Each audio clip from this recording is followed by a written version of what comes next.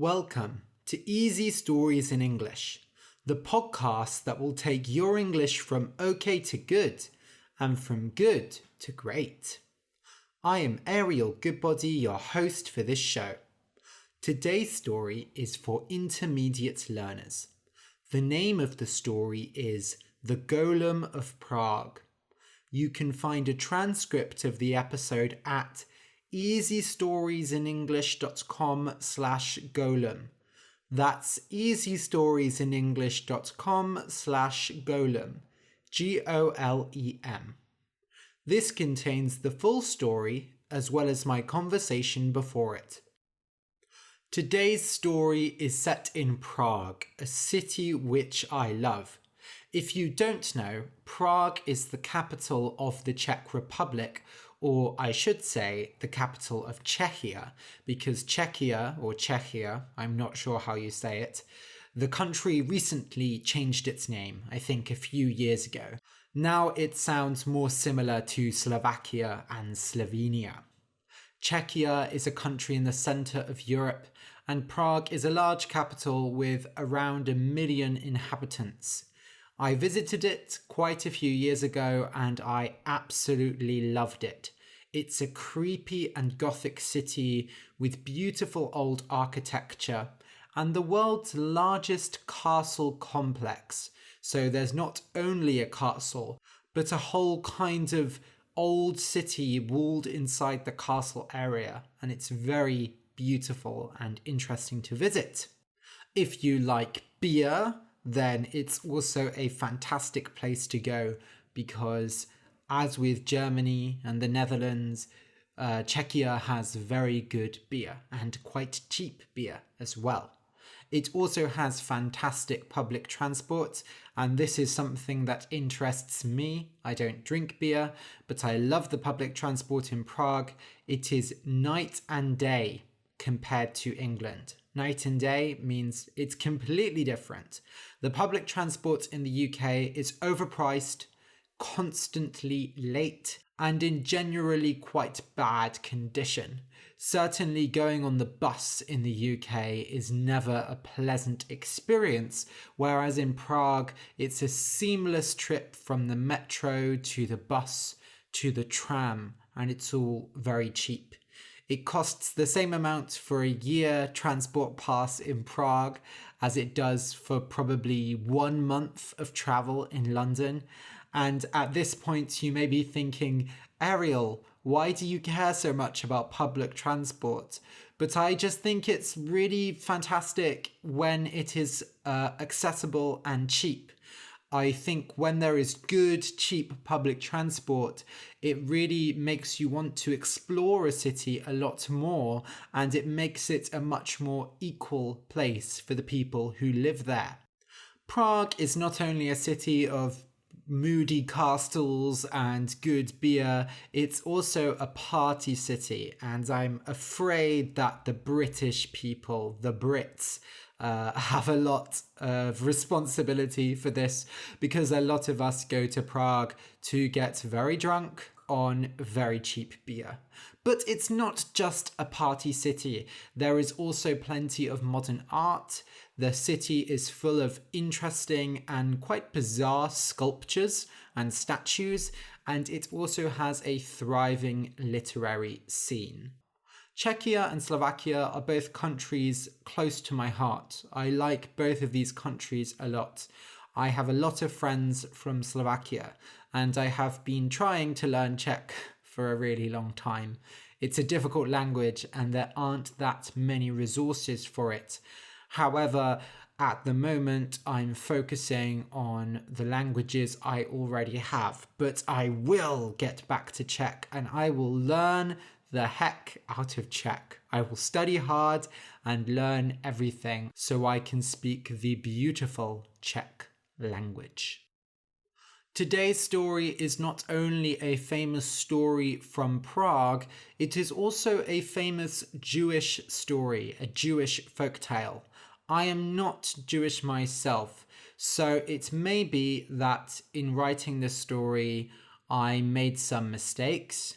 Maybe I said something wrong or I said a fact that was incorrect. Basically, what I'm saying is, I'm sorry if I make any mistakes. I didn't do really deep research before writing this episode. So if you are Jewish and you do notice any mistakes, just comment and let me know. It would be useful for next time. Okay, I'll just explain some words that are in today's story. Ghetto, Ghetto.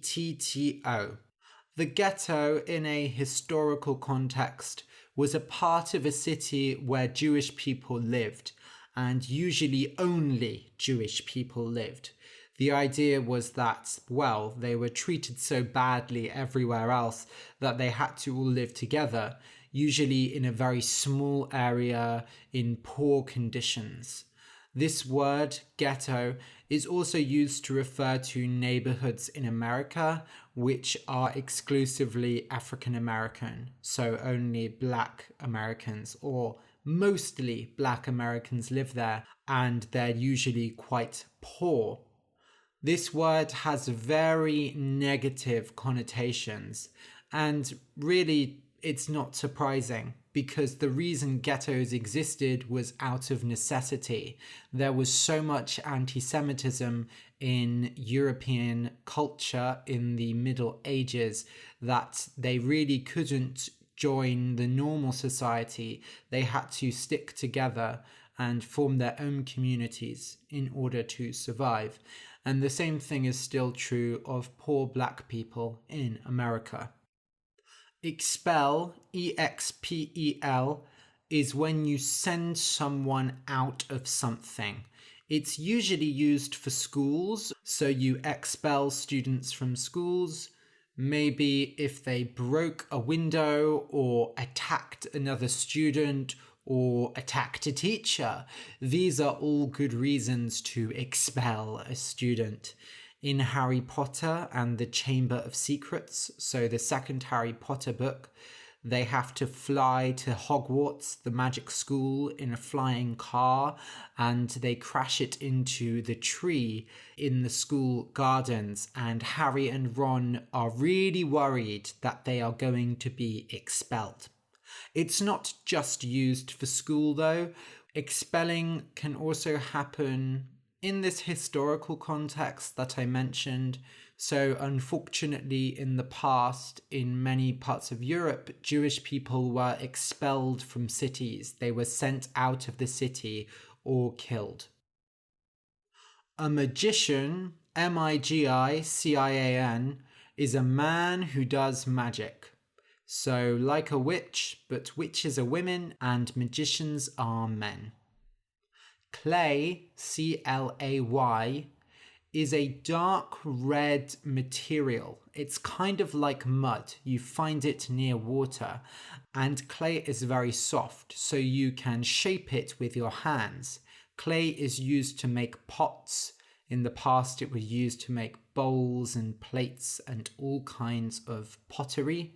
Now clay is mainly used for art. In this story, it's used for both a practical and an artistic reason. Holy, H-O-L-Y, holy means something is really special in a religious way. So God is holy, Jesus is holy. Anyone who holds religious power is holy. It means related to the church and religion. In Judaism, there are several names for God, and some of them are very holy. Sabbath, S-A-B-B-A-T-H. The Sabbath is Saturday, traditionally in Jewish culture. The Sabbath is the day of rest. So in Christianity, Sunday is the day of rest. And I believe originally the Sabbath was on a Saturday, there's actually a link between the words. So in Spanish, for example, the word for Saturday is sábado, which sounds much closer to Sabbath. So when I talk about the Sabbath in the story, it is the day when the Jewish people do not work and go to church instead. Synagogue, Synagogue,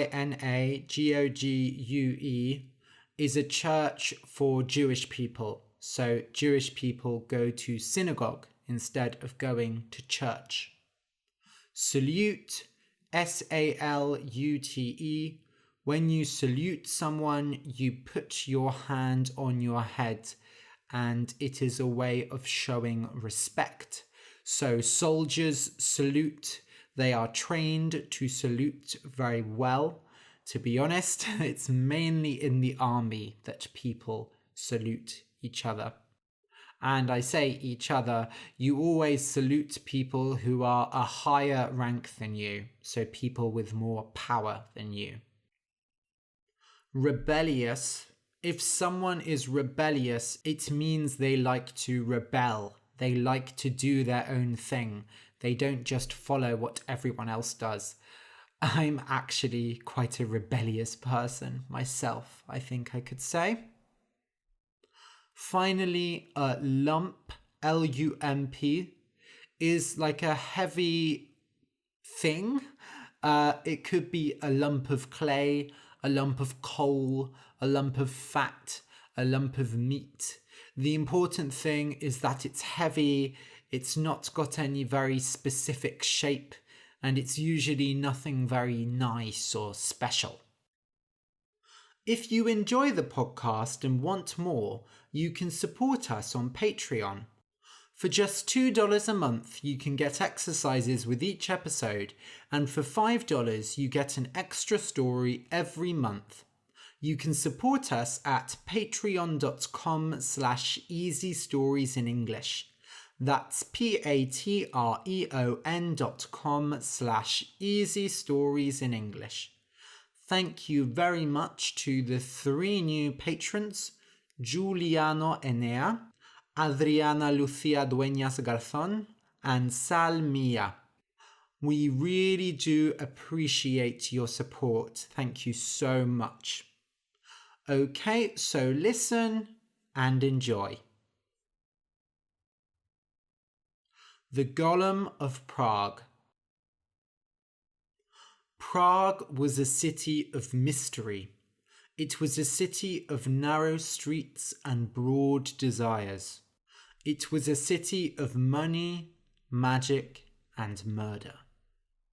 It was also a city of hate. The Jews of Prague lived in the Ghetto, and they were attacked from all sides. People spread lies. They said that the Jews did magic, that they attacked Christian girls, that they went into churches at night and destroyed the holy body of Christ. The Jews of Prague were poor, and still people came and threw rocks at their houses, shouted names at them in the street, and refused to sell them food. The leader of the Prague Jews, Rabbi Loew, watched all of this with great sadness. His people had been expelled from Provence, from Naples, and from Laibach. Only in Florence had they resisted. Rudolph II, the Holy Roman Emperor, did not approve of them in Prague, and the rabbi knew that soon they would be expelled as well. One day, Rabbi Loew sat on the banks of the river Vltava. Lately, he was very busy. He had much work praying, writing, and helping others, but he had no assistants to help him. In truth, many people were afraid of the rabbi. He was educated and wise, and a great scientist. He did many wonderful experiments in chemistry and biology, but for those who did not understand, this scared them. They called him a magician and kept away from him. Rabbi Loew stared at the towers of Prague and thought. He needed to protect his people, but he could not do it alone. He watched a child playing by the river, making a castle out of clay. "If they think I am a magician," he said to himself, "why should I not simply make my own assistant, one who will accompany me in prayer and battle?" So he collected clay from the riverbanks and went to work in his tower. For many weeks he worked and slowly built a woman out of clay. Inside there were complicated mechanics, like the insides of a clock. Still, she did not move because she did not have life. But the rabbi had a solution for that. In the quiet of the night, he wrote one of the holy names of God on a piece of paper. It was a secret name that no one could pronounce. Then he rolled up the paper and put it into the creature's mouth. Suddenly, the creature began to walk. It moved slowly, like a stupid child, and almost walked out of the window. The rabbi jumped and took the paper from its mouth, and it went still again. "I have created my assistant," said Loew, "but I must be careful." He called it Golem, which means unfinished, because the creature was not a real human under God's eyes. Every day, the golem helped the rabbi. It did daily tasks for him and was capable of carrying heavy weights and moving large things. Whenever people came to the ghetto to throw stones or shout names, the golem came out and they ran away in fear. Everyone was impressed by Loew's creation. The rabbi quickly learned how to control the golem using his thoughts. He also learned that he must take the paper out of its mouth every night before going to sleep, as otherwise it moved according to its own desires and did whatever it wanted. One afternoon, on the Sabbath, the rabbi was teaching in the synagogue. A cold wind blew, and many children sat outside. They went to the rabbi's house and saw the golem through the window. They tapped on the glass, and the golem looked at them. Some of them ran away in fear, but one brave child said, "Golem, we are so cold. Can you make a fire for us?" The golem jumped through the window, smashing the glass. It was made to follow orders, so it immediately got to work, picking up sticks and building a fire. Soon it had built a great fire in the middle of the street, and all the children danced around it. "Golem, dance with us!" Once more, the golem had to follow orders. It danced with the children, and they laughed and sang. "Golem, make the fire taller," said one of the children. So the golem went and took chairs from Loew's house, breaking them onto the fire. The fire grew and grew, and the children got scared and ran away. The fire spread to one of the buildings, and then another. The golem stood and watched, because nobody told it to put the fire out. By the time the fire was put out, several houses had been destroyed. All that remained of the golem was the burnt piece of paper from its mouth. Naturally, the council of the city was furious, and Rabbi Loew was called before Emperor Rudolph II. Loew felt a great fear on that day. He prayed and prayed, because he was sure it was to be his last day on earth. He had wanted to protect his people, and instead he had put them in danger. There was no doubt now that the emperor would expel the Jews from Prague.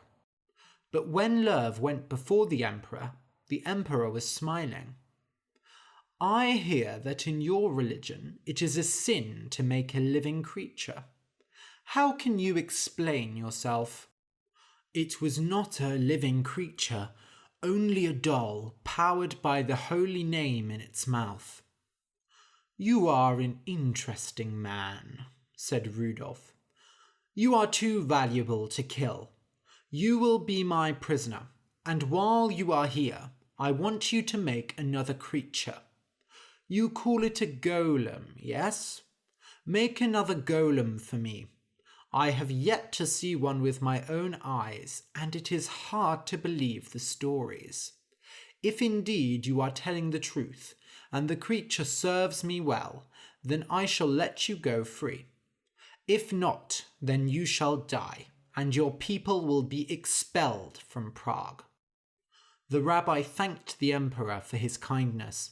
He was placed in a simple but comfortable prison and immediately got to work. He built a golem twice as large as the last, with huge, strong arms and horrible red eyes that burned bright red. When he was finished, he was brought before the emperor. "As you can see, your majesty, this creature is made simply of clay, along with some mechanics. But watch what happens now." Loew put the holy name inside the golem's mouth, and it came to life. The golem saluted the emperor. "Wonderful, Rabbi. I will make great use of him." Rabbi Loew shook his head. "I cannot give it to you. The holy name cannot go to a non-believer. It is too dangerous. The creature might not follow your orders and could cause great destruction." The emperor looked unhappy for a moment, but then smiled again. He had a warm, friendly smile, even though he was an evil man.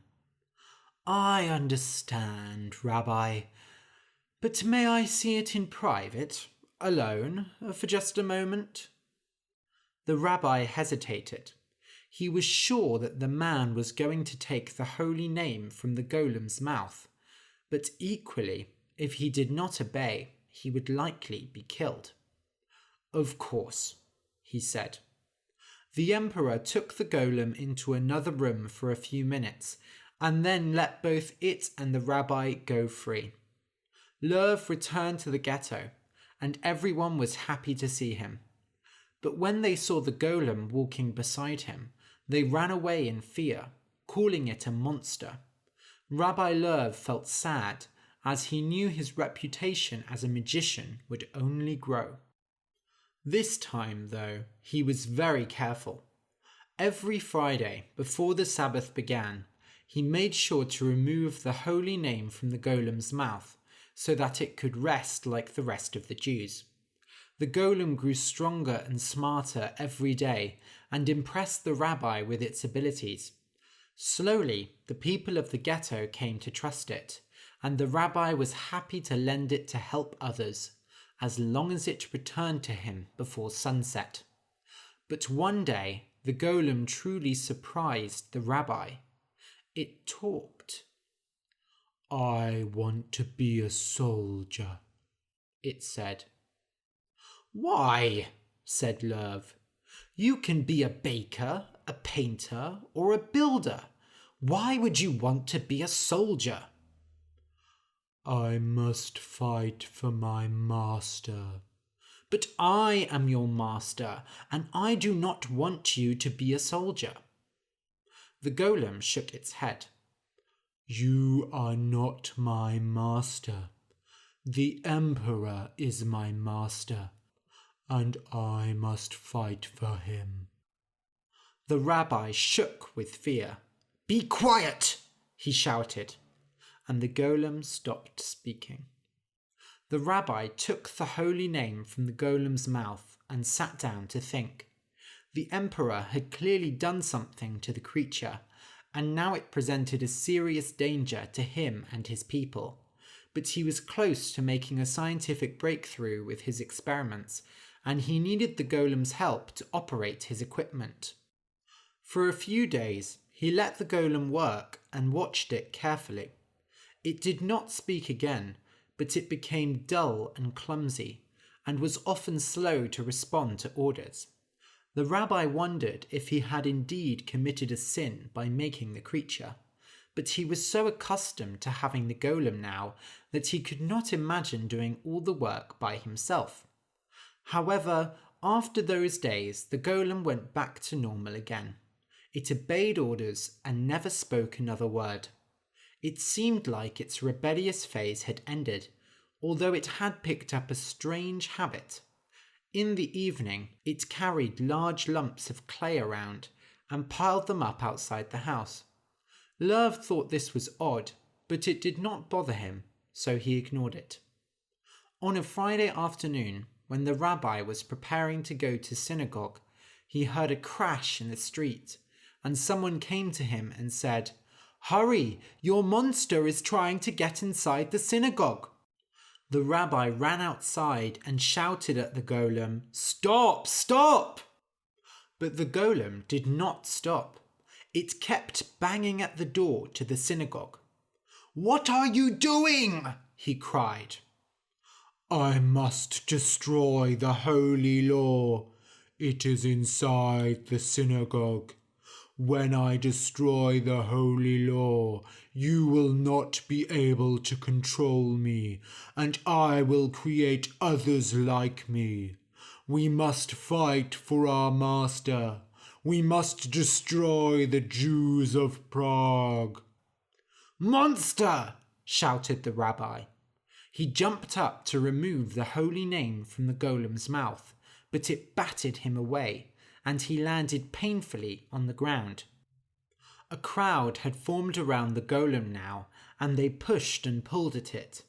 The monster fought them, and was able to keep many away, but a small child managed to climb up its back and onto its shoulder, and pull the paper right from its mouth. The golem shook, and then started breaking apart. It fell into lots of pieces on the ground. The crowd cheered, and Rabbi Loew kneeled before them. "Forgive me. I did a most foolish thing, and put all our lives at risk." "Do not apologize, Rabbi. You had your best intentions at heart, but we cannot rely on a monster to protect us. We must protect ourselves." They locked up the pieces of the golem in the attic of the synagogue, but stories of the monster continued forever after. Rabbi Loew was remembered throughout history for his monstrous creation. The end.